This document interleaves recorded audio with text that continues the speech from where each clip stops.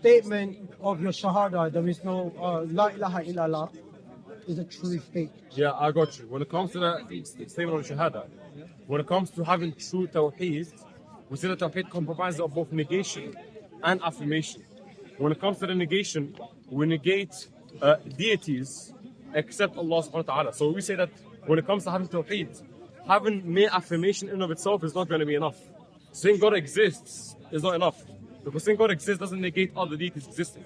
So therefore, it has to be accompanied with negation of other deities existing beside Allah subhanahu wa ta'ala. I believe that the first line that is being negated is a true statement, that there is no God. Yeah, but it doesn't have any value if it's going to be done in correct. But I'm answering. Okay, fair enough. Yeah, so if you just say, oh, there is no God, and take that first part of Shahada and run with it, you can say, oh, well, that means you guys are atheists. Well, that doesn't follow, because the function of the first part of the Shahada is to function as a negation in relation to other gods beside Allah subhanahu wa ta'ala. That's kind of begging the question, so. That's not. Yes, it is begging the question. Because when you say there is no God but Allah, when you use the term Allah there, are you using it indicative of his nature or the person? That doesn't make any sense, because when you When say you use Allah, when you use the word Allah, are you saying about the person or his nature? in the last part of the Shahada, right? The Shahada, yes. Yeah, it's co-referential. It's co-referential, meaning it refers to both the being and the person. The Shahada says, La ilaha illallah, there is no God. Like you affirm that is a true statement from Ilaha, right? The word ilaha you mean, Ilaha, not Allah, not the one at the end. The one in the middle. Your term? Let me speak. Please, I'll let you speak on this. Go ahead. When you say there is no God, yeah, the first part of the Shahada, you affirm to be a true statement. Oh, that means holistically there is no God. But the person that you worship is Allah. He's not Ilaha. He is Allah. Yeah, no. It's like saying there is no apple but orange. Yes, there is no apple because there is orange. No, again, when it comes to the word ilaha function, it's going to be in reference to other deities, other false deities. So that wouldn't follow. So again, your argument. It doesn't say that. Brother, no, you have to let me finish. You have to let me finish. So his response to me was, oh, you're begging the question. I don't think he knows what even begging the question is. Begging the question is a fallacy when you assume a conclusion in the premise. Yeah, you did that. But there isn't even argument that's been proposed. I'm just simply giving he's the claimant. Cheerleading doesn't help. So again, for you to say that I'm doing a begging the question, that would be a category error. Cool. Brother, let me finish. Stick on the fallacy. Answer the question. So he already messed up because he said that I'm doing a begging the question fallacy when I'm simply responding to the claim that how we categorize Tawheed is going to be of two parts, of negation and affirmation, negating all other deities except Allah subhanahu wa ta'ala. So that, brother, let me finish. That does, let me finish, brother. So that doesn't negate Allah being an ilah, but we say that Allah is the true ilah worthy of worship. Well, So Allah is not called Ilah, it's called Allah. oh my God, ilah just means deity. It's not Ilah. You're saying there is no deity. Yeah. Al-Ilah, there is no Ilah, there is no God, but this person I worship called Allah. Yeah. That's two different terms. One is about. Can you give evidence for that?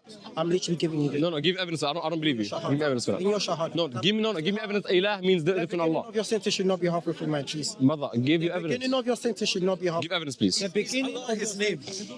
No. Wait, give evidence that ilah doesn't mean God. Give evidence for that, please. Ilah means God. Yes, he's saying it doesn't. No, you didn't say that. Are you claiming it doesn't? You gotta open your ears, please. So I'm asking a question. Are you claiming it doesn't? I literally said in your Shahada, the first statement, there is no God. Right. The word ilaha is for al-ilah means God. Right. Allah is not the same as al-ilah. Allah is apologies I'm speaking. Apologies I'm speaking.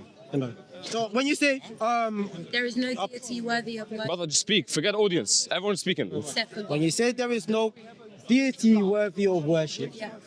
but Allah, there is no deity. That means there is no God. There But are this, no but deities. okay, thank So you. can you give an argument? Wait, brother, speak to me. Give an argument. Give a reductio. Give something. Say there is no deity worth of worship. That's talking about a nature of a thing, the deity. No, I said it's going to be co-referential with both person and being. Give an You're argument. Why? using it in one sentence, or you're implying is and isn't.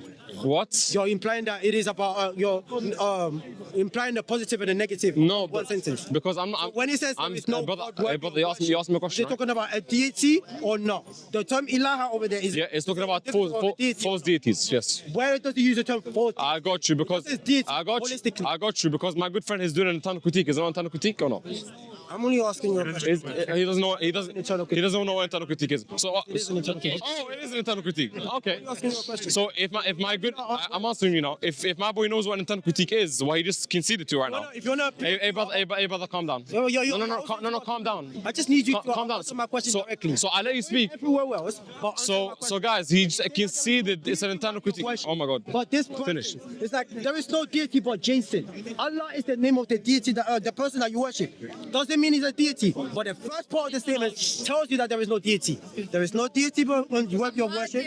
Apologies, I'm speaking. There is no deity worthy of worship but this person that I'm worshiping. Thanks so That much. person could be a rock. I'll let you But you speak. already said there is no deity. I know you speak, right?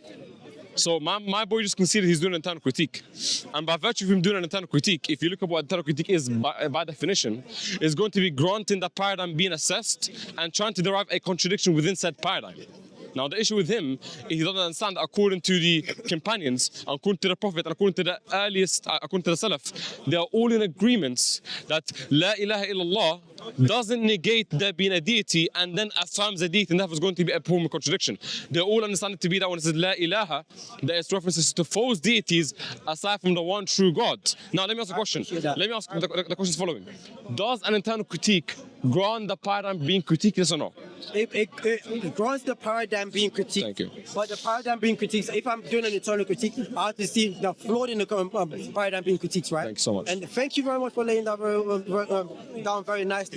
Yes, it is your position that the statement says what it says, but then the scholars say that, by what it says, this is what it means. But the statement still says there is no deity worthy of worship, but this person that I worship. That person doesn't have to be the deity. Thank you very much. You conceded the argument. Thank you. Have a nice day. Oh no, he didn't. So leave him.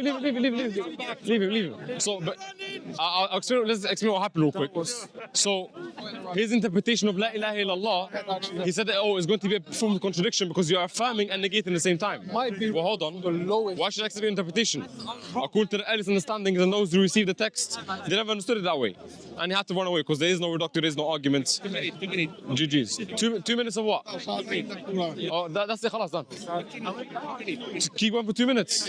Okay. Well, he came over and he said he was going to provide an argument to why there's going to be like a contradiction in Islam. And his argument was, if you say that there is no God, and then you say there is a God, apparently it's a contradiction. Or he doesn't understand Tawheed. He doesn't understand that the different categories of Tawheed, that it involves both negation and affirmation. Because mere affirmation by itself is faulty, and mere negation by itself is faulty. You can't say that there is no God, because that's atheism. And you can't say there is a God, because that would be polytheism. So we combine the two. As Muslims, we must combine the two between affirmation and negation. And that goes for all the attributes, all the sifat.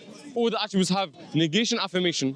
For example, when it comes to the attributes of ulu, we say that if it implies deficiency, that which implies deficiency is going to be negated, and that which implies completeness in the essence is going to be affirmed. Very simple. So he came over, he tried to give an argument, and also he didn't understand that if the nature of the argument is an internal critique. And the difference between an external and internal critique, if you do an internal critique, the paradigm is being presented, you try to derive a contradiction within that paradigm. When it's an external critique, it's the opposite. You derive a contradiction with the external sources outside the paradigm being critiqued. Obviously, he didn't understand that, and alhamdulillah, he had to run away because he couldn't handle the argumentation, and that's it. Khalas. It's good.